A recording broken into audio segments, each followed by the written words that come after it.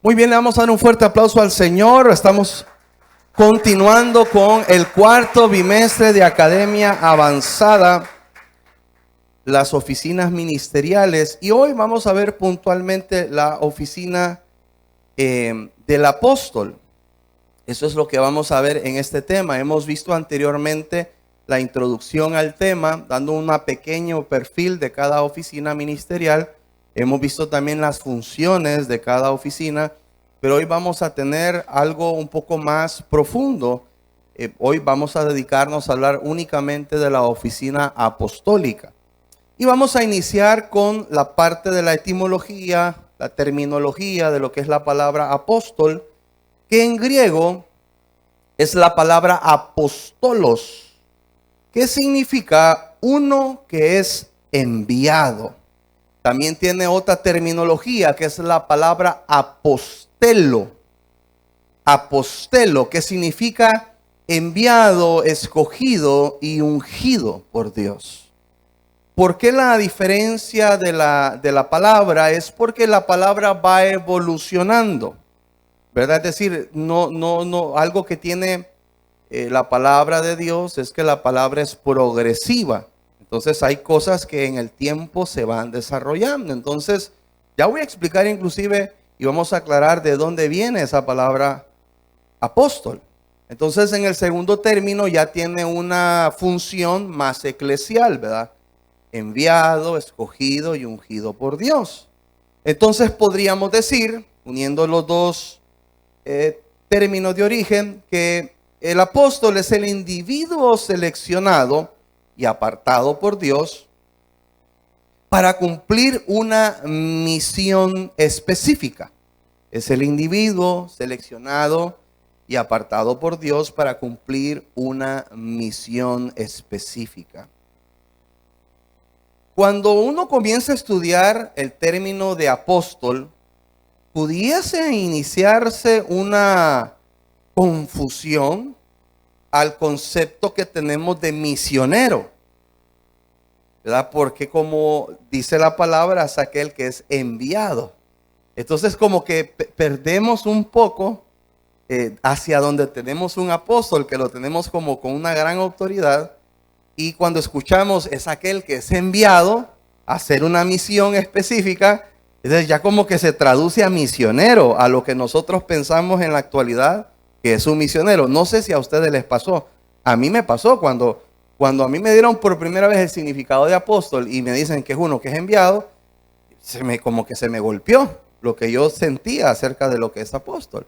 Pero realmente no debe de dañarse y no es lo mismo. De hecho, yo podría decir, todo apóstol es un misionero, pero no todo misionero es un apóstol.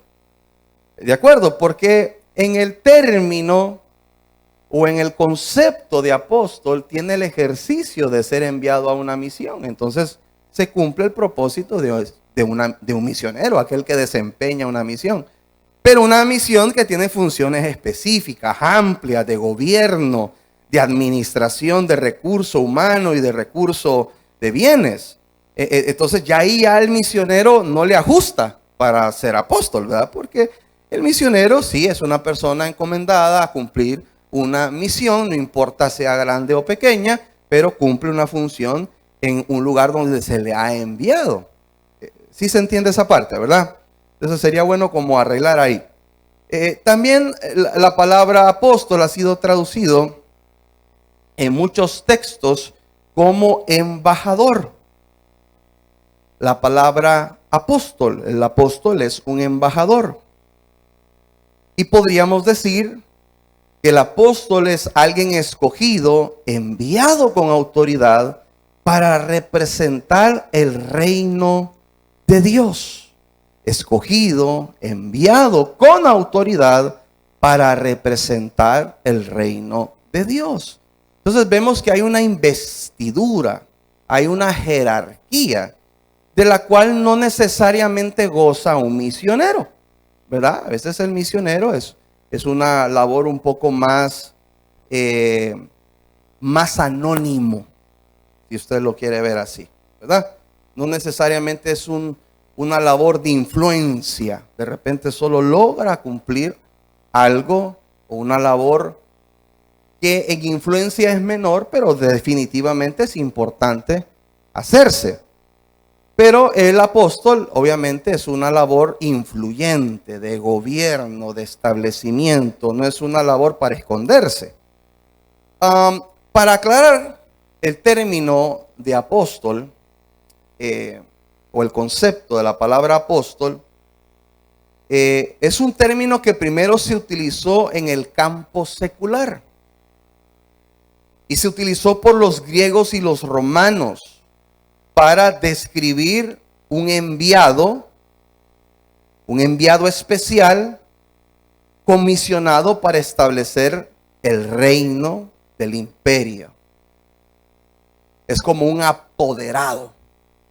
Entonces, cuando nosotros en nuestra historia actual leemos apóstol, nosotros nos vamos inmediatamente a los apóstoles de Jesús, ¿verdad? Porque es lo que conocemos. La mayoría de nosotros cuando escuchamos la palabra apóstol la conocimos en un marco eclesial. ¿Estamos de acuerdo? Pero cuando Jesús la menciona, no había un precedente eclesial. No había cómo verlo de una manera religiosa. Lo que existía era a una persona que era empoderada por un reino, por un imperio, y era enviado a una de las tierras de alcance que estaban conquistando para empoderarlo y que esa persona estableciera el reino. Era como un embajador, era un comisionado, era un término de gobierno. Entonces, cuando Jesús escogió a sus apóstoles, no pensó en lo que nosotros pensamos, en la figura religiosa, pensó en la figura de gobierno. Cuando Jesús dijo, estos son mis apóstoles, de lo que está diciendo, estos son mis enviados. Estos son los hombres que yo he comisionado, que yo he delegado sobre ellos autoridad. Yo a ellos los he empoderado para que ellos vigilen, para que ellos monitoreen que lo que yo he dicho del reino que vengo a establecer a la tierra se cumpla. Sí me están entendiendo esta parte, ¿verdad? Entonces Jesús miró el término apóstol y los mismos apóstoles de esa manera, de una manera más de administración, de gobierno, de influencia, de autoridad, de empoderamiento, que ellos iban a vigilar que el reino que Jesús representaba y que quería establecer en la tierra, ese reino por el que ellos viajaban y conquistaban de una manera obviamente espiritual, pues cumplir esa función. Nosotros, cuando pensamos en apóstoles, pensamos en una persona que tiene autoridad en el mundo eclesial, ¿verdad? El apóstol es el que tiene a su cargo pastores. Y pensamos solo en el mundo de la iglesia. Pero en el origen, esto es lo que Jesús tenía por intención en el término apóstol. Entonces es importante esa aclaración, que el apóstol es un apoderado. El apóstol era como un líder de la expedición, ¿verdad? De la extensión de un reino, de un imperio. Era como el admirante, era como el comandante que guiaba el camino de los nuevos territorios. Por eso a ellos se les llama apóstoles. Así los miraba Jesús. Ustedes van a ser como admirantes cuando viajen y tengan esas misiones y tengan que ir en los barcos de una ciudad a otra, ¿verdad? Ustedes son como comandantes que van a abrir brecha donde otros no han ido a hablar de mí. De eso se estaba refiriendo Jesús, ¿verdad? Voy a hablar de algunos sinónimos para seguir avanzando con la parte del término apóstol. Sinónimos de la palabra apóstol. Miren qué interesante. Misionero, lo que les estaba diciendo. Porque es una persona empoderada con una misión. Misionero. Pero no es ese misionero que ya explicamos, ¿verdad? Ese misionero que viaja porque va allá a la India a hacer una labor, ¿verdad? En la sociedad y en la comunidad cristiana. No, es una misión más de gobierno, una misión de influencia, de recurso espiritual, de llevar autoridad a un lugar. Otro sinónimo es reformador. el apóstol tiene la gracia, el denuedo para poder traer claridad bíblica y que esos versículos que utilizamos de una mala manera realmente se utilicen como deben de ser utilizados. Y esto se le llama reforma, ¿verdad? El apóstol tiene también el sinónimo de ser un avivador, de avivamiento, ¿verdad? De llevar un despertar a los lugares que él va. También el apóstol es pionero. Es pionero, es alguien que incursiona. Es un abridor de brechas. Es un iniciador. Alguien que comienza proyectos o establece proyectos. También un sinónimo es ser mensajero. Mensajero, porque lleva el mensaje, la instrucción de Dios, la estrategia de Dios. Otro sinónimo es empoderado. Ya lo vimos. Otro que ya vimos es enviado. Otro sinónimo es agente. Otro sinónimo, representante. Otro que ya vimos, embajador, defensor, conquistador. Muchos de los sinónimos, si nos fijamos, enviado, iniciador, abridor de brechas, pionero. Es interesante porque el apóstol es alguien que va de primero. Es como dice en los sinónimos, un abridor de brechas. Por eso los apóstoles son los que hicieron el inicio de la iglesia. Jesús la establece, pero ellos son los iniciadores.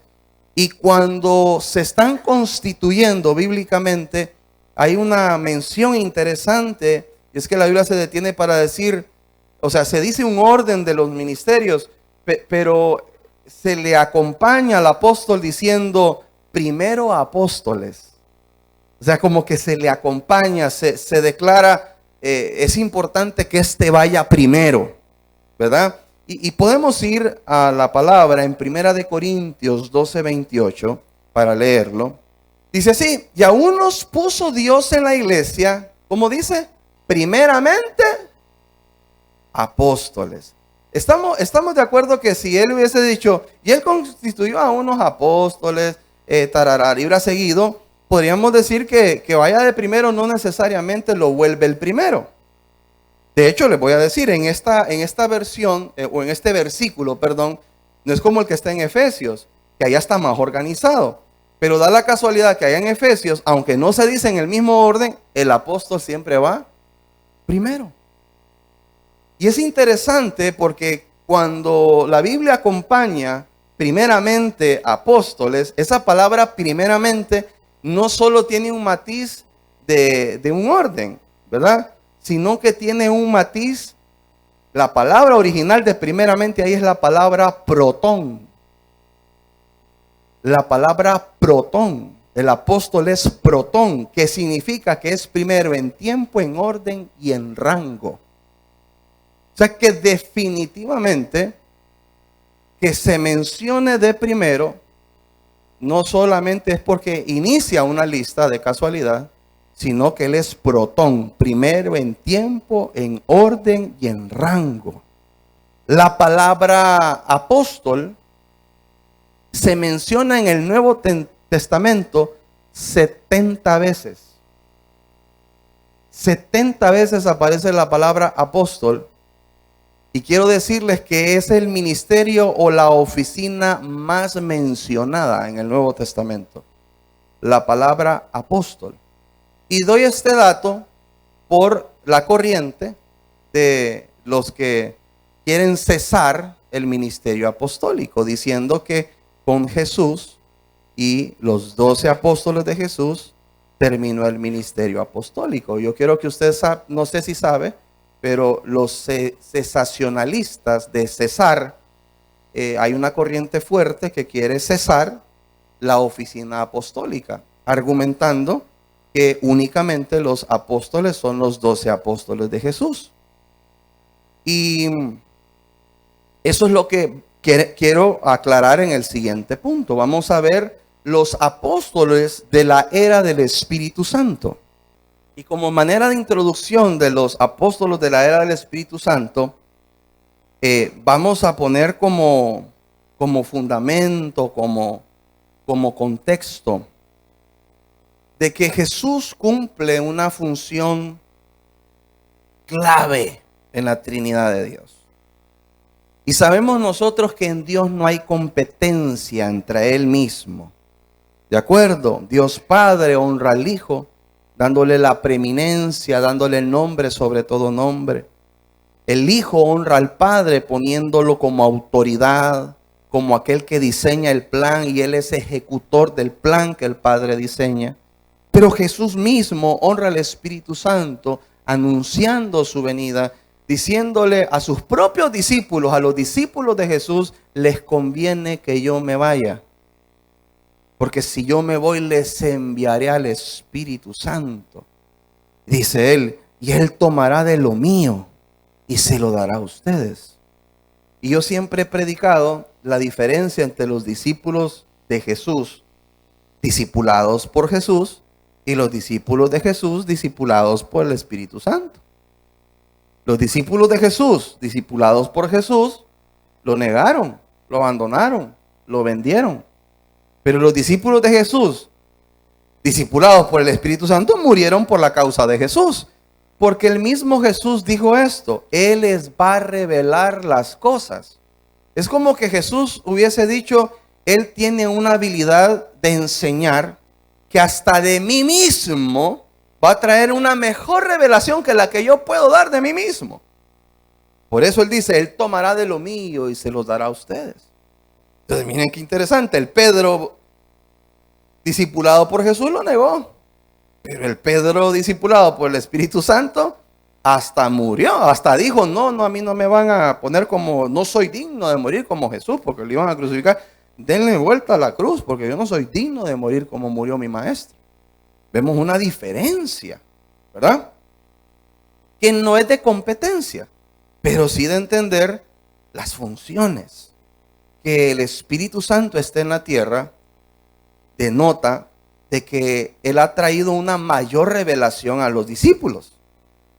Y que hay cosas que antes se entendían a medias o no se entendían, que ahora por la función que Él cumple, las entendemos. Amén. Entonces, sí verdaderamente están los apóstoles del Cordero. Están los 12 apóstoles, que fue un privilegio intransferible, un privilegio único. De hecho, el libro de Apocalipsis, el libro de las Revelaciones, dice que ellos tienen 12 tronos. Y eso es único. O sea, no, eso no es como que nosotros, yo me puedo sentar en el trono de Mateo. No, eso es para Mateo. Es un privilegio único. Y los otros 12 tronos son de 12 ancianos. Los otros 12 ancianos no sabemos específicamente quiénes son, pero son hombres de renombre en el Antiguo Testamento, lo sabemos. Me imagino que por ahí va a estar Moisés, me imagino que por ahí va a estar Abraham, por ahí va a estar Jacob, pero yo estoy especulando. Pero hay 12 tronos que tienen nombre y son de los apóstoles. Eso no se lo quita a nadie. ¿De acuerdo? Y de ahí es donde nace el argumento de que con Jesús murió el último apóstol. ¿Verdad? O sea, de los que Él escogió. Entonces, no, vamos a aclarar que están los 12 apóstoles de Jesús. Empecemos por ahí. Los apóstoles del Cordero. Entonces, mírenlo así. La Biblia dice, Jesús, ¿está de acuerdo conmigo que Jesús envió a 12 apóstoles? Pero está de acuerdo conmigo que también Jesús fue enviado. Entonces la Biblia dice que Él es el príncipe de los apóstoles. Él es el apóstol de los apóstoles. El primer apóstol es Jesús. Pero luego Él, que también fue enviado, Él también envió. Y ahí están sus 12 apóstoles enviados. Jesús es el apóstol del Padre. Y los apóstoles son los que Jesús el Cordero escogió, que son los que conocemos. Esos apóstoles, si usted los quiere verificar, están en Mateo 10, del 1 al 4. Por tiempo y para avanzar, solo se lo dejo ahí. Ahí está cuando Jesús escogió a sus apóstoles, que ya entendimos que son los enviados, los empoderados, los misioneros que Él preparó para establecer su reino. Pero, ahora el Espíritu Santo también fue enviado. O sea que podríamos decir que también el Espíritu Santo cumple una función apostólica. Porque Él dice, yo les enviaré al Espíritu Santo. El mismo Espíritu Santo en Él tiene una unción que apostólica. ¿Quién administra los dones? ¿Quién imparte los dones? ¿Quién revela la doctrina? Eso es un apóstol. ¿Acaso el Espíritu Santo no es un reformador? Si Él es la revelación, pues. ¿Estamos de acuerdo? Entonces, ¿cómo el que tiene una unción apostólica va a cesar la unción apostólica? Si Él mismo es apóstol, así como Jesús mismo era apóstol. Entonces, también el Espíritu Santo levantó apóstoles para seguir edificando su iglesia. Vamos a buscar en Hechos 1, versículo 22. Dice así, comenzando desde el bautismo de Juan hasta el día en que de entre nosotros fue recibido arriba, uno se ha hecho testigo con nosotros de su resurrección. Señalaron a dos, a José, llamado Barsabás, que tenía por sobrenombre el justo, y a Matías, ¿verdad? Y orando dijeron, tú Señor, que conoces los corazones de todos, muestra cuál de estos dos has escogido para que tome de parte de este ministerio el apostolado que cayó en Judas por transgresión, para irse a su propio lugar. Y les echaron suertes, y la suerte cayó sobre Matías, y fue contado con los 11 apóstoles. Entonces, estos 12 apóstoles de Jesús tenían un requerimiento, y era de que, como Judas cayó, tenía que cerrarse el número en 12, que es número de gobierno, por si no lo sabían. Y entonces tenía que tener una característica, que era una persona desde que comenzó el ministerio hasta que fue tomado de nosotros. Esa era la característica que estaban buscando en ese apóstol que faltaba. Y escogieron a dos personas que ahí se mencionan, y le cayó, dice, a Matías. Y escogieron a Matías. Y ahí cerraron los 12. Entonces, estos 12, hasta Matías, con la caída de Judas y Matías, son los 12 apóstoles de Jesús. ¿De acuerdo? Esos son los 12 apóstoles que Jesús escogió. Y se cierran quitando a Judas, poniendo a Matías. Pero mire lo que dice en Efesios 4. Entonces, en Efesios 4, Efesios 4. Aquí se está comenzando Pablo, el apóstol Pablo, a hablar acerca del nuevo ordenamiento de las 5 oficinas ministeriales. Entonces, ¿están de acuerdo conmigo que si el argumento es que se cerraba en Matías, ¿para qué hablar entonces de la oficina apostólica? Si se cerraba con Matías, y el mismo Pablo no podía ser apóstol, porque Pablo no fue discípulo de Jesús. Y si la característica era, y era clara la característica, para ser de los 12, tuvo que estar desde el inicio del ministerio hasta que tuvo su ascensión. ¿Sí, de acuerdo conmigo? Dice que haya sido testigo de su resurrección. Todas estas cosas eran características de un apóstol, de los 12 apóstoles de Jesús. Entonces, cuando Pablo comienza a hablar acerca de las 5 oficinas ministeriales en Efesios 4, ya había pasado lo de Matías, hasta Pablo mismo estaba en la carrera de su apostolado. Entonces, ¿para qué enseñar un tema que lo enseña en Efesios, que lo enseña en Corintios, que lo enseña en Gálatas, si ya cesó la oficina apostólica? ¿Para qué seguir hablando que él va a constituir apóstoles, profetas evangelistas, pastores y maestros si ya no se va a seguir con el apostolado? ¿Y por qué la gente solo le pone problemas a la oficina apostólica cuando dentro de las 5 está la pastoral y la pastoral sí la aceptan? O sea, como pastores que están dentro de las 5 oficinas pastorales dicen que una de las oficinas, que es la Protón, la primera, no opera. ¿Sí están entendiendo? ¿Cuántos sabían que está la corriente que ya no hay apóstoles en este tiempo? Levante la mano si alguien sabía eso. No, levántela en alto para saber si yo tengo que detenerme mucho acá. Bueno, varios. Para los que no sabían, hay una corriente que dice que lo de los apóstoles ya no es para este tiempo. Y los profetas mencionan también. Pero los pastores sí. Los maestros sí. Los evangelistas sí. Entonces, ¿por qué escoger que una sí cuando se están enseñando que son 5? Es más, ¿por qué no me dan el versículo que diga que de estas 5, 2 ya cesaron? Lo contrario es que es la palabra más mencionada en el Nuevo Testamento. Es la Protón, primeramente. A mí, aunque esta corriente sea de iglesias, yo no digo que lo hacen con una intención mala, pero yo veo mano del enemigo ahí. Porque cuando le cambian la receta, le cambian el resultado. Si la receta dice que son 2,5 de azúcar, son 2,5. Si se ponen 3, queda muy dulce. Y si se ponen solo 2, muy insípido.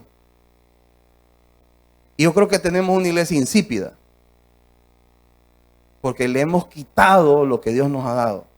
Entonces, vemos que Pablo no entra en los requisitos que los 12 apóstoles habían puesto, mas sin embargo es escogido por el mismo Jesús y el Espíritu Santo a través de una experiencia sobrenatural. Es más, Matías, que tanto lo defienden, fue escogido por suerte. Pero Pablo no, Pablo tiene una experiencia con Jesús, espiritualmente. Y obviamente tiene una experiencia con el Espíritu Santo. Y es el perito arquitecto de la iglesia. ¿Cómo le quitamos el apostolado al perito arquitecto de la iglesia? Qué problema el que tienen, ¿verdad? Entonces el Espíritu Santo fue enviado por Jesús para levantar a apóstoles. Y no solo apóstoles, profetas. No solo profetas, evangelistas, pastores, maestros. Para la edificación del cuerpo de Cristo. Entonces ya es un régimen que lo inicia. Es la era del Espíritu Santo. Y comienza el Espíritu Santo a hacer ejercicio del apostolado y de las otras oficinas para el diseño de la iglesia. Y vamos ahora a ver bíblicamente apóstoles de oficio que fueron levantados en la era del Espíritu Santo. Que esos sí son bíblicos. Pero el versículo que dice que el apóstol ya no tiene función y oficio, ese sí no es bíblico. Es una suposición de una mala interpretación. Y yo me voy a atrever a decir algo. Si los discípulos de Jesús, discipulados por el Espíritu Santo, fueron mejores que los discípulos de Jesús, discipulados por Jesús, ¿no será que los apóstoles escogidos por el Espíritu Santo son mejores que los apóstoles escogidos por Jesús? Por ejemplo, Pablo. Y le voy a mencionar a ese primero. Pablo, y le voy a mencionar a otro. Pablo y Bernabé. Y vamos a ir a Hechos 14:14. Entonces, mire lo que dice aquí. Mire lo que dice su Biblia. Cuando lo oyeron, ¿quiénes? Los apóstoles. ¿Quiénes son los apóstoles que oyeron? Bernabé y Pablo. No dice, y cuando oyó el apóstol Pablo y su compañero Bernabé, cuando oyeron los apóstoles, y aparecen 2 nombres, ¿cuáles son? Bernabé y Pablo rasgaron sus ropas y se lanzaron entre la multitud dando voces, diciendo, varones, ¿por qué hacéis esto? Nosotros también somos hombres semejantes a vosotros, que os anunciamos que de estas vanidades os convirtáis a Dios vivo, que hizo el cielo y la tierra, el mar y todo lo que en ellos hay. ¿Qué es lo que está pasando en este cuadro bíblico? Creo que están en Listra y ellos van y comienzan sanan a un enfermo, están sanando gente, y era una sociedad, creo que de influencia griega, que empezaron a ver las cosas y las maravillas que hacían, no que hacía, sino que hacían, y comenzaron, dice, a traer sacrificios y entregar sacrificios, porque dijeron, dioses en figura de hombres han bajado a la tierra. No dice Dios, dicen dioses han bajado. Todo está en plural. O sea que creían que Pablo era Dios y que Bernabé lo era. Porque Pablo hacía maravillas y Bernabé hacía maravillas. Es más, a uno le daban, creo que el sobrenombre de Júpiter y el otro de Mercurio, no sé, algo así, ¿verdad? Y a los dos los adoraban como dioses. Entonces Pablo dice, ¿y por qué están haciendo esto? Nosotros, estos apóstoles que Dios ha enviado, mire, apóstoles, pregunto, ¿escogidos por Jesús? ¿Escogidos por quién? Por el Espíritu Santo. Ojo, en el nombre de Jesús, sirviendo a Jesús, pero escogidos por el Espíritu Santo. Entonces estos son apóstoles de la era del Espíritu Santo. Entonces dice que ellos dos, los dos apóstoles, Pablo, que todos lo conocemos como apóstol, pero también Bernabé, o sea que Bernabé era apóstol. Jacobo, puede ir conmigo ahí a Gálatas 1:19, y este Jacobo es el hermano de Jesús. No es el primer Jacobo que conocemos. Y dice así, pero no vi a ninguno otro de los apóstoles, a ningún otro, sino a Jacobo, entre paréntesis, Santiago, el hermano del Señor. No vi a ninguno otro de los apóstoles, solo vi a Jacobo, el hermano del Señor. Jacobo era apóstol y de hecho fue el apóstol de la iglesia de Jerusalén. De hecho, de la iglesia de Jerusalén, del concilio de Jerusalén, quien gobernaba ese concilio era Jacobo. Quien lo gobernaba, la autoridad era él. Y de ahí sale Pablo y Bernabé. Entonces tenemos a otro. Luego en Romanos 16:7 dice, saluden a Andrónico y a Junías, mis parientes, dice Pablo, y compañeros de cárcel, destacados entre los apóstoles y convertidos a Cristo antes que yo. ¿Destacados dónde? Entre los discípulos. Destacados en medio de la congregación. ¿Destacados en medio de qué? De los apóstoles. Para destacar en medio de los apóstoles, por lo menos hay que ser apóstol. Y ojo que el contexto no es sencillo. Y Pablo dice, son parientes míos, también han estado en prisiones, han sufrido por el evangelio y conocieron al Señor antes que yo. ¿Quiénes tenían más trayectoria? Andrónico y Junías. Y Junías es Junia. Junías no es hombre, es mujer. Y no es que las mujeres no son apóstoles. Junia era destacada en medio de los apóstoles. Había padecido cárceles con Pablo y conoció a Cristo antes que Pablo. Primera de Tesalonicenses 2:6. Escuche lo que dice acá.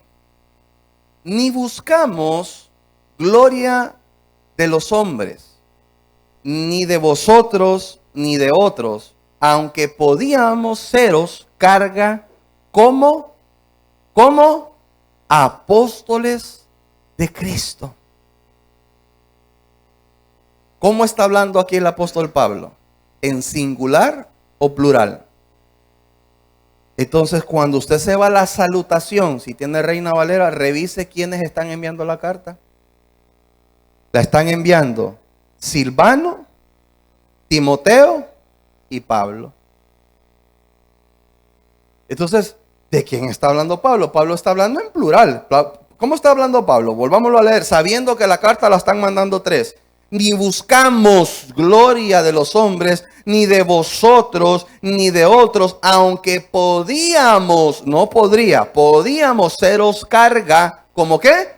Como apóstoles de Cristo. O sea, significa que Silvano, Timoteo y Pablo eran apóstoles. Y para que no se pierda, Silvano es Silas. Silvano es el mismo Silas. Y creo que la mayoría lo vamos a reconocer por Silas.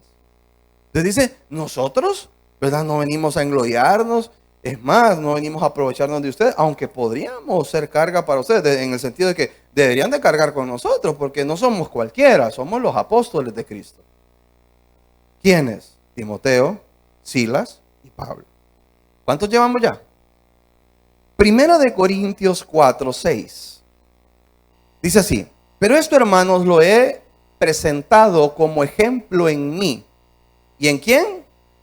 Y en Apolos, por amor de vosotros, para que en nosotros aprendáis. Está hablando de alguien que es igual a él. Amén. A no pensar más de lo que está escrito, no sea que por causa de uno os envanezcáis unos contra otros. Porque ¿quién te distingue? ¿O qué tienes que no hayas recibido? Y si lo recibiste, ¿por qué te glorías como si lo hubieras recibido? ¿Ya estáis saciados? ¿Ya estáis ricos? Sin nosotros reináis. Y ojalá reinaseis, para que nosotros reinásemos también juntamente con vosotros. Porque según pienso, Dios nos ha exhibido a nosotros los apóstoles como postreros, como a sentenciados a muerte, pues hemos llegado a ser espectáculo al mundo, a los ángeles y a los hombres. Él está hablando de alguien que está al lado de él, que se llama Apolos, y en todo lo está llevando al lado como a un igual a él. Pero nosotros, siendo apóstoles, de hecho, este es el mismo Apolos cuando Pablo exhorta a la iglesia y le dice, dejen de estar diciendo yo soy de Pablo, yo soy de Apolos. Era uno igual que él, era otra persona influyente, era otro pionero, era otro protón. Y acá también lo menciona uno igual a él, como apóstol. Entonces de repente estoy esforzándome, creo mucho. Tal vez yo creo que la mayoría nacieron en casa, son criollos y les es muy sano el término apóstol. Algunos no, algunos saben de la corriente, de que es una corriente muy fuerte donde dice que ya la oficina apostólica cesó. Pero yo creo que si vamos a hablar de la oficina apostólica debemos de estar claros de que sigue en función. Y que bíblicamente aquí siguen apareciendo apóstoles de la era del Espíritu Santo, no de la era de Jesús. Y el otro es Judas Barsabás, que usted lo puede encontrar en Hechos 15, del 22 al 23, que también se menciona. Una vez aclarado esto, podemos pasar al siguiente punto, y sería este. ¿Puede una mujer ser apóstol? ¿Cuántos saben de la corriente que se dice y se enseña que una mujer no puede ser apóstol? ¿Cuántos conocen ese río? Levante la mano, porque aquí también me voy a esforzar. Ok, algunos. Porque la mayoría son criollos de la casa y sí aceptan que una mujer sea pastora, que una mujer sea profetisa, que sea aparte porque es bíblico, ¿eh? Pero como en la iglesia lo enseñamos, entonces para la mayoría es aceptable. Pero los que levantaron la mano conocen, ¿verdad?, del argumento que la mujer no puede ser apóstol. De hecho, no solo apóstol, no puede operar en ninguna oficina. Pero vamos a entender que sí, Pero no solo porque usted es de esta iglesia, sino de una manera de enseñanza. Entonces, la pregunta sería, ¿puede una mujer ser apóstol? Yo me iría más allá. Entonces, ¿puede una mujer ser profeta? ¿Puede una mujer ser pastora? ¿Puede una mujer ser maestra? ¿Puede una mujer ser evangelista?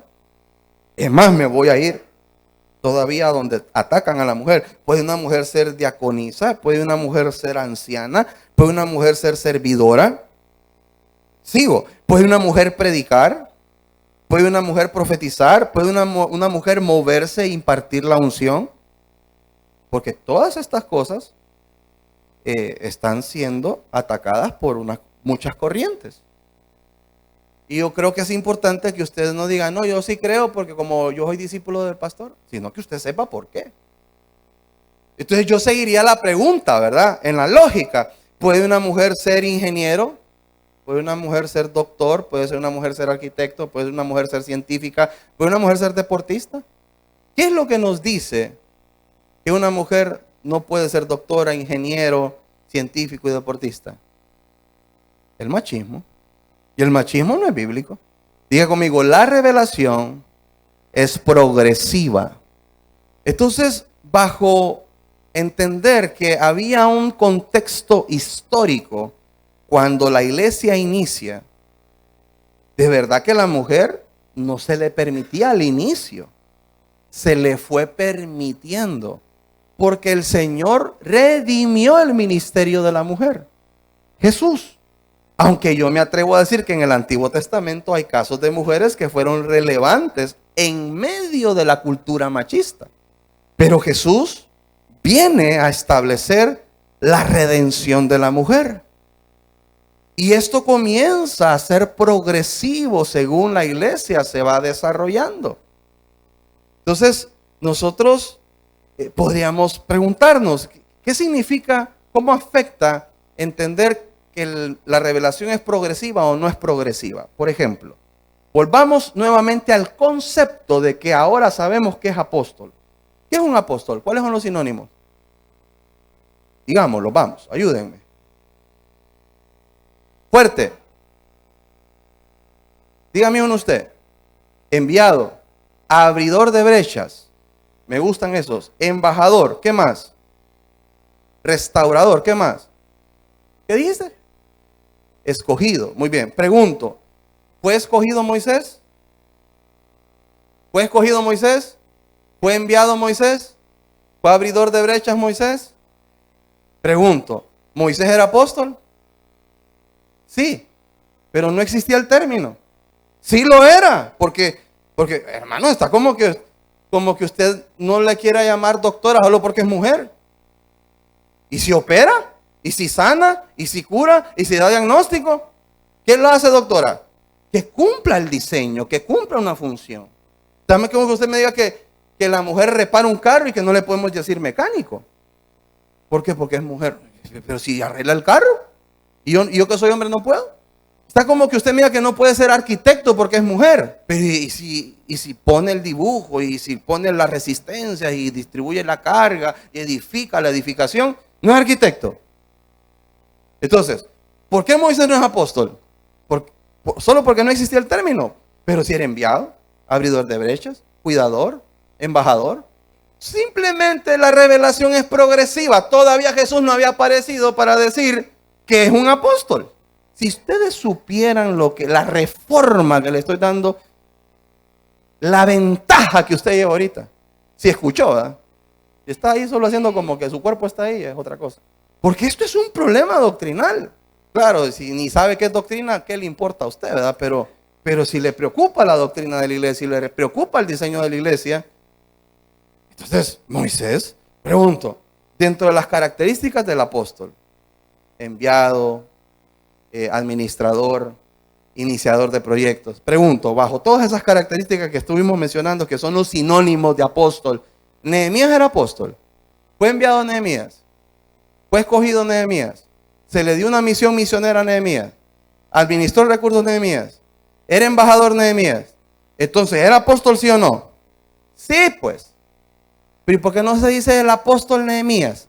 Porque no existía el término, todavía no había llegado a funciones el término que la iglesia, porque fue una idea de Jesús. Fue una idea de Jesús. Fue una forma de Jesús darle una parábola, una oficina. Jesús le pudo haber llamado a la oficina apostólica gobernador, pudo decirle embajador, pudo decirle como a él se le hubiese ocurrido, pero escogió la figura apostólica. Y Nehemías no es Jesús para decir, aunque yo administro, soy enviado, soy un iniciador de brechas, no me puedo dominar apóstol, pero sí tenía funciones apostólicas. Está como cuando Samuel le llamaban vidente, pero ¿qué realmente era lo que era? Profeta. Pero la primera palabra que le dicen a un profeta era vidente. Y ya para nosotros vidente en nuestra historia suena como a brujo. ¿Verdad que sí? Pero para mí lo que yo quiero tocar ahorita de usted es su criterio. Lo estoy tocando. Entonces, ¿verdad? La revelación es progresiva y lo importante es el diseño, la labor, la función. Entonces yo voy a decir algo ahora. Débora era enviada, era ungida, administró, tenía una misión, tenía convocatoria, lideraba sobre hombres, era apóstol. ¿Y por qué no se llamaba apóstol? Porque simplemente el término no existía. Pero Débora era una tora. Cuando llegan a pedirle ayuda, Débora dijo, sí, yo voy a ir. Primero, que un hombre en aquel tiempo le pidiera ayuda a una mujer. Yo creo que no la buscó por bonita. Algo tenía esa mujer. Se paraba mejor que los otros hombres. Tenía convocatoria, tenía liderazgo. Por eso la buscaron. Y todavía, digo yo, una mujer en aquel tiempo hubiera dicho, claro que sí. ¿Cómo dijo Débora? Bueno, voy a ir. Pero tenés que decir que la victoria Dios te la dio por una mujer. ¿Quién dice eso? Eso no lo dice una Barbie. Eso lo dice una tora. Un apóstol. ¿Sí se está entendiendo? Entonces, bajo ese término, donde hay un tapón cultural y un atraso cultural, Dios, a través de Jesús, redime el ministerio de la mujer y empiezan a establecer, a surgir mujeres, como por ejemplo la hermana Febe, que habla en Romanos 16 acerca de ella, Pablo. Y Pablo dice, trátenla como que fuera yo, porque ella ha ayudado a muchos en el ministerio, inclusive a mí. O sea, yo no miro que Pablo está hablando de una hija. Pablo está hablando de una madre. Pablo no está hablando de un súbdito, está hablando de una autoridad que él mismo reconoce como autoridad. Y la hermanita Febe, Junia, que sale ahí como que fuera Junías, ella también. De hecho se menciona que es grande en medio de los apóstoles. Entonces vemos que definitivamente Jesús redimió el ministerio de la mujer. Y recordemos sencillamente que en Hechos 2, la profecía de Joel en medio de un contexto histórico donde la mujer no tenía ministerio, porque Joel está antes en el Antiguo Testamento, y comienza a hablar acerca de la era del Espíritu Santo, empieza a decir, sobre mis siervos y sobre mis siervas derramaré yo de mi espíritu. De igual manera, no le pone siervos y algunas siervas. O las siervas incumplen estos requisitos. No, sobre mis siervos y sobre mis siervas. Y tus hijos y tus hijas profetizarán. No dice los hijos varones, los primogénitos, los más bonitos, los especiales, los que tienen más. No, hijos e hijas. Entonces, en el derramamiento del Espíritu Santo, que es quien da los dones y reconoce los ministerios, se habla sobre siervos y siervas, hijos e hijas. Es la redención de la mujer. Amén. Y mire lo que dice el Proverbio 31, si es tan amable. Yo creo que las mujeres iban a decir más duro, amén, pero están bajo la corriente de que la mujer no puede. Vamos a ver si dicen amén después de esto.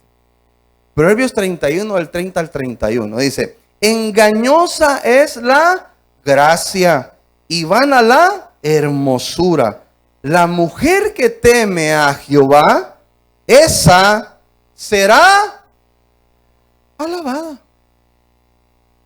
Dadle del fruto de sus manos y alábenla. en las puertas sus hechos. Una mujer que va a ser alabada porque teme a Jehová. Dice, alábenla por sus hechos.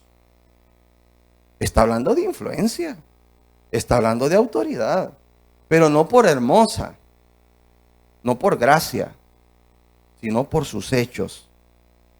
Porque teme a Dios, por su conducta, por su influencia.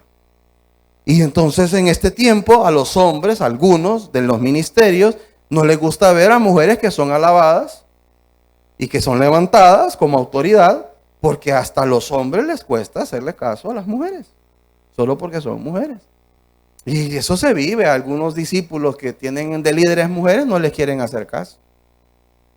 O algunos discípulos que tienen de directores de ministerio a mujeres no les quieren hacer caso. O algunos no le hacen caso a la pastora como le hacen caso al pastor. Pero eso es machismo. Eso es ser burro, ignorante. Aquí la Biblia dice que hay que alabarla, que hay que reconocerle, que hay que ponerla sobre uno. Si teme a Dios y sus hechos hablan de ella. Yo me paro al lado de la profeta Nerea y yo me siento chiquito. No, es que yo soy hombre. En el espíritu esa mujer me lleva y me trae. Y tengo que reconocerlo. Entonces hemos tratado dos puntos muy importantes acerca de la oficina apostólica. Mire, hay tanto para hablar, pero he escogido esto. ¿Existen los apóstoles en este tiempo, en la era del Espíritu Santo? ¿Puede la mujer ser apóstol o participar en los 5 ministerios? Amén. La siguiente que escogí son las 2 operaciones primordiales del ministerio apostólico. Las 2 funciones primordiales. Pastor, ¿de dónde sacó estas 2 funciones primordiales o estas 2 operaciones primordiales? De la historia de la iglesia. Me fui a eso. En el diseño, cómo evolucionó la oficina pastoral y dónde cumplió su operación. Entonces vamos a entender un poco de atrás, nos vamos a ir un poquito para atrás. Entendemos la palabra altar, ¿verdad? Entonces entendemos lo que es tabernáculo. Ya si usted no entiende eso, no sé cómo llegó al 4º bimestre de avanzada. Y luego surge la palabra templo. Entonces en el templo, porque yo le estoy hablando, yo le estoy hablando a usted de la historia de la iglesia, del diseño de la iglesia. Altar, tabernáculo, templo. Y en el templo, que es un lugar establecido, comienzan a surgir operaciones, comienzan a surgir ceremonias. Entonces se comienza a establecer una cultura. ¿De acuerdo?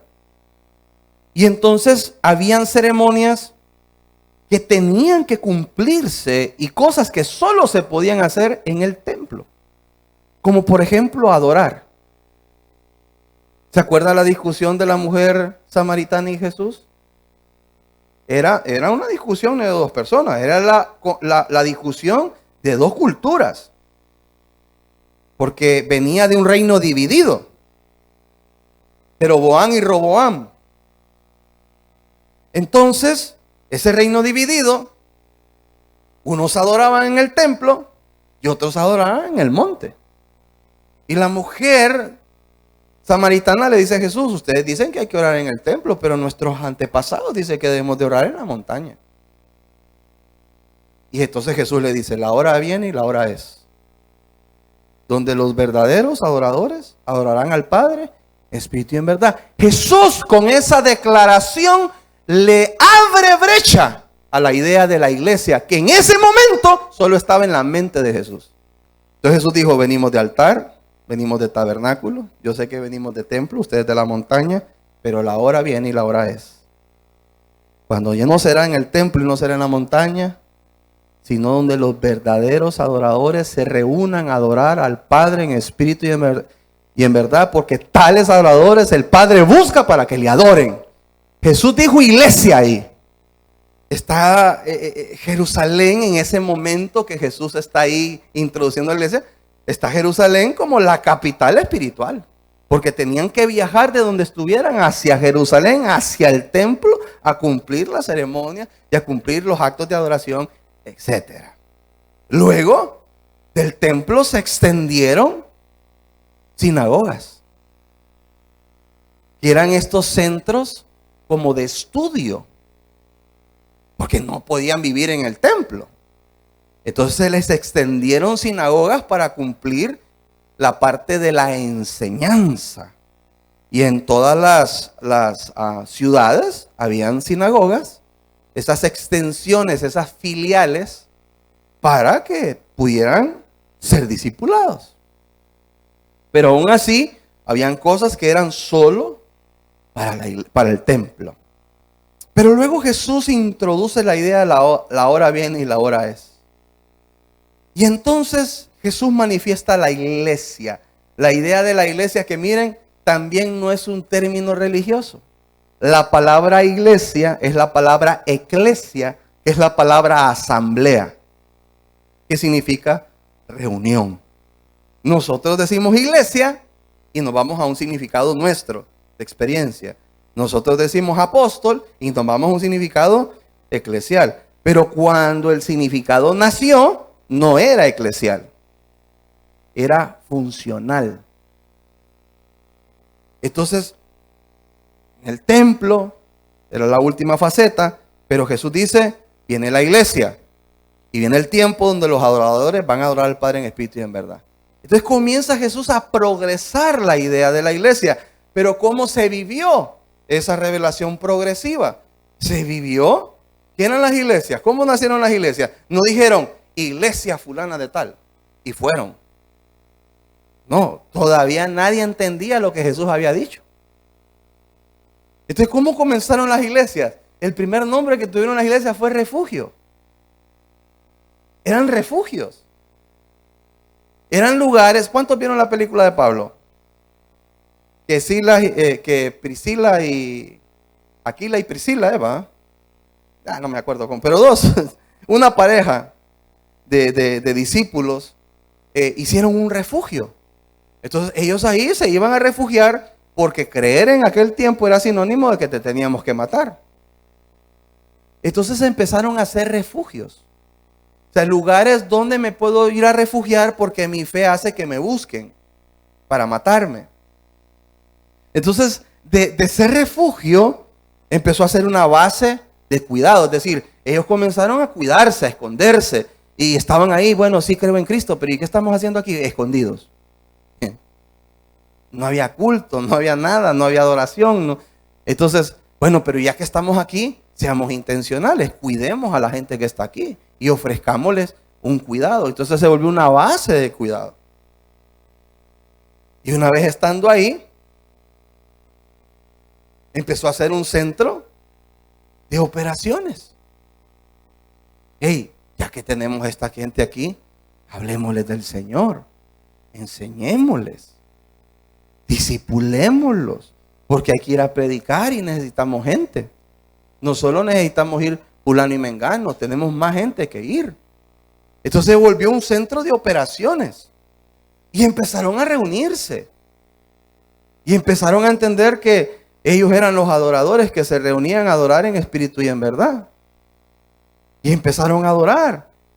Y empezaron a dar el mensaje del evangelio para fortalecer a la gente que estaba ahí refugiada. Y no solamente eso, sino comenzó a discipular a esa gente. Y entonces entendió que la gente comía. Y que necesitaban insumos. Y entonces necesitaban también para enviar recursos. Entonces empezó la iglesia a entender, ocupamos recursos. Y si hay recursos, quien nos administre. Y si hay convivencia, hay gente acá, pues alguien que tenga autoridad, y alguien que enseñe normas, y alguien que ponga disciplina, y alguien que organice, y empezaron a entender todas las funciones de la oficina por necesidad. ¿Cómo se dio el inicio de los diáconos? El Espíritu Santo descendió y entonces trajo una exposición para explicar la nueva idea de Dios, ¿no? ¿Qué dijo Pedro? No es justo. La gente se llegaba, se llenaba, no es justo que nosotros por estar atendiendo a la gente nos perdamos de la prioridad que es la palabra y la oración. Por estar hablando con la gente yo ya no sé ni qué hablar. Ya no tengo que predicar porque paso hablando con la gente. Paso atendiendo a la gente. ¿Qué tal si escogemos dentro de nosotros hombres llenos del Espíritu Santo de buen testimonio y que sean sabios para que nos ayuden a atender a la gente? ¿Y a esto se le llamaron? Los diáconos. ¿Sí está entendiendo? Porque pareciese que todo nació así como nosotros lo entendemos y no es así. Entonces, cuando comenzaron estos recursos a surgir, empezaron a sentir la necesidad de evangelismo, de cuidado, de consejo, de discipulado, de doctrina. Empezaron a experimentar lo que se necesitan, los recursos, el recurso humano, el recurso material, para cumplir las misiones. Y entonces empezaron a ver, no podemos aglomerar toda la cantidad de gente acá. ¿Qué tal si nosotros abrimos en otro lugar un refugio como este? Para que la gente que está creyendo allá también tenga un refugio. Y no volvamos a lo mismo que hay que viajar hasta Jerusalén para poder hacer las cosas. Entonces, ¿y a quién enviamos? Pues a alguien formado. ¿Y quién forma? El que sabe. ¿Y quién es el que sabe? El escogido. Entonces, la primera función del apóstol fue una función de gobierno, administración y cuidado de la obra. Así nació el ministerio apostólico. No en un barco. No yendo abriendo iglesias y ni se sabía lo que era una iglesia. Nació, la primera operación primordial de un apóstol fue gobernar, administrar y cuidar la obra. Y este es el caso que menciono de Jacobo en Hechos 15. Usted lo puede buscar. Que era el apóstol del concilio de Jerusalén, de donde salieron Pablo y Bernabé. O sea, ese fue el primer lugar de refugio. Ese fue el primer lugar donde había un lugar para guardar gente que estaba creyendo en Jesús, que se estaba escondiendo por su fe y que fue empezar a ser discipulada, a ser cuidada, a ser enseñada, a ser instruida, ¿verdad? Y ahí había un apóstol y era Jacobo, que administraba, cuidaba, gobernaba. ¿Qué gobernar? La disciplina, el orden. El quién pone a quién, en qué lugar lo va a poner. Esa fue imagínense lo que le quieren quitar a la iglesia. ¿Qué oficina le quieren quitar a la iglesia? El apóstol, el protón, el primero. Y la segunda función, que es la que la mayoría conocemos, fue en el campo evangelístico y misionero. Es cuando empezamos a ver a Pablo que fue enviado, pero diga conmigo, fue enviado. Si fue enviado, alguien lo envió. Alguien le dio. Alguien lo educó. Alguien le enseñó. Alguien lo discipuló. Y entonces fue enviado. Y entonces pudo ir. ¿A qué? A replicar lo que había aprendido en el primer refugio. ¿Y qué hacemos? Y vamos para Grecia. ¿Y qué hacemos allá? Cabezón, le dijo a Bernabé, no es Reina Valera, es Valera la reina. Cabezón, lo que estamos haciendo en Jerusalén es lo que hay que hacer. La cultura que tenemos allá es la cultura que vamos a establecer acá. Ciudad de Oración San Pedro. Mandamos a los pastores Hernández, pastor, ¿y qué hacemos allá?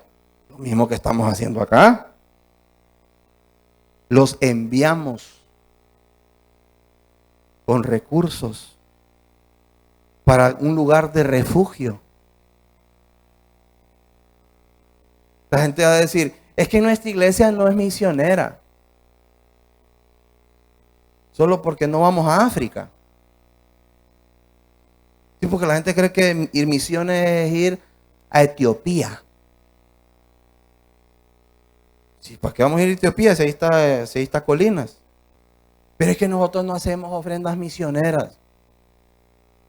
¿Y es que usted cree que con oraciones pagamos el lugar, el local de allá, y la luz, y el agua, y la ofrenda del pastor que está allá?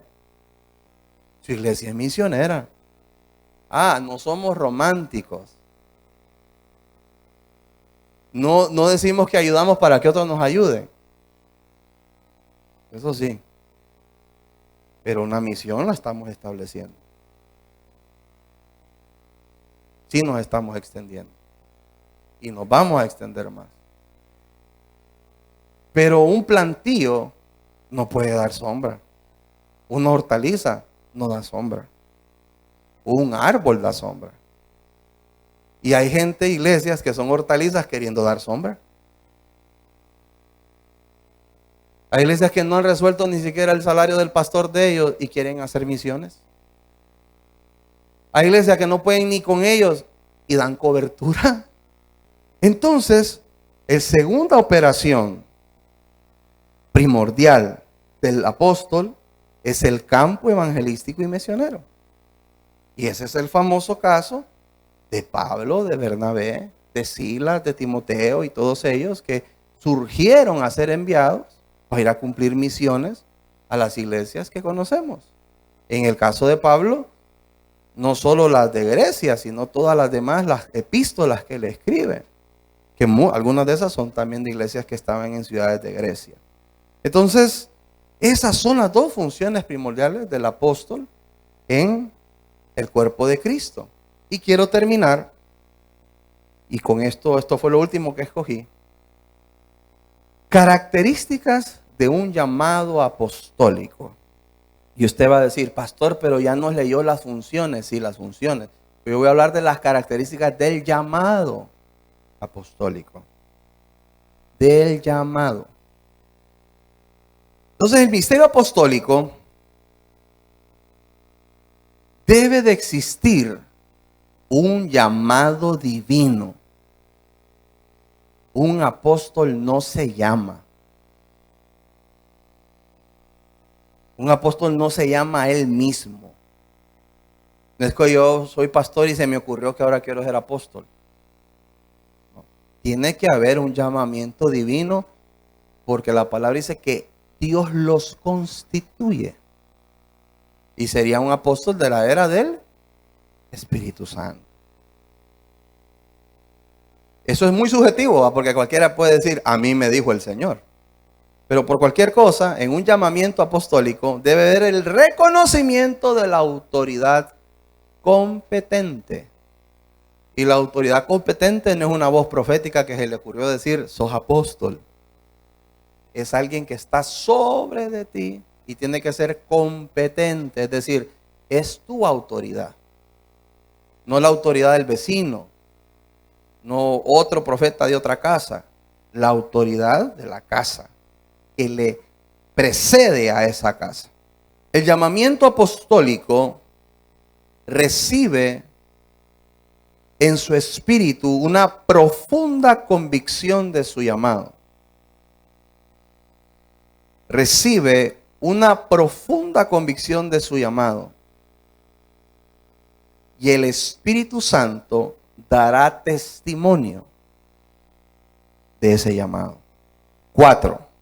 La unción poderosa del Espíritu es la mayor evidencia en el llamamiento apostólico. La unción poderosa del Espíritu es la evidencia principal en el llamamiento apostólico. Y nos referimos a señales, prodigios, milagros y un alto nivel de revelación. Señales, prodigios, milagros y un alto nivel de revelación. El llamamiento apostólico mantiene en ejercicio los dones del Espíritu Santo.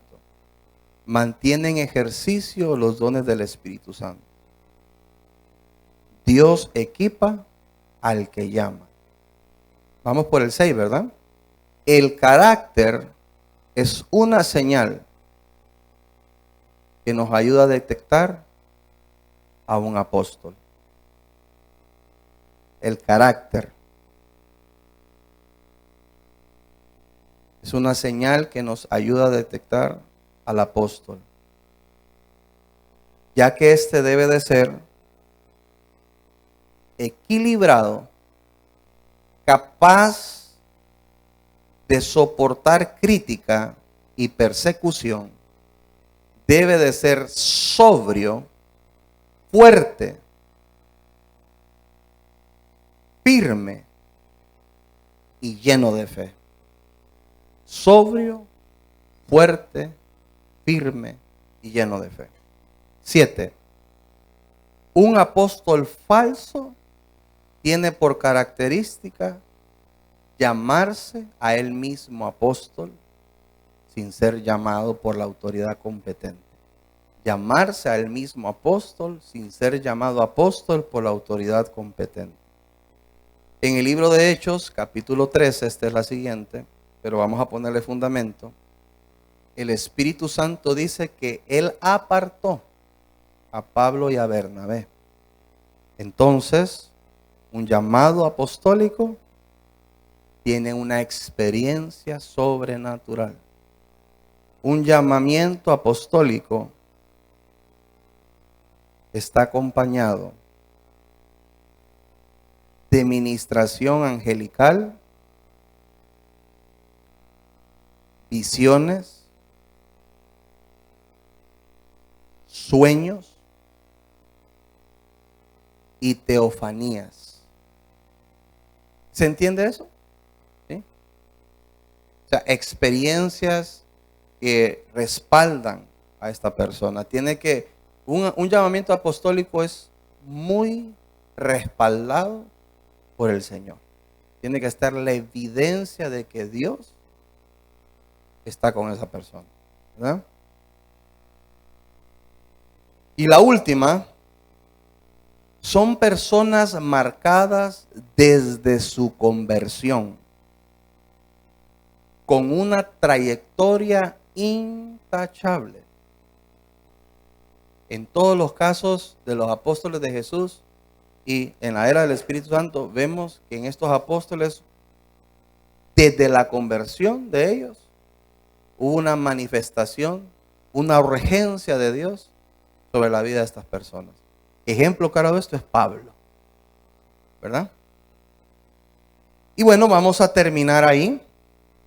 Vamos a darle un fuerte aplauso al Señor y a todas las generaciones que siguen avanzando en el centro de estudios. Esto fue la oficina apostólica del cuarto bimestre de Academia Avanzada. Dios les bendiga.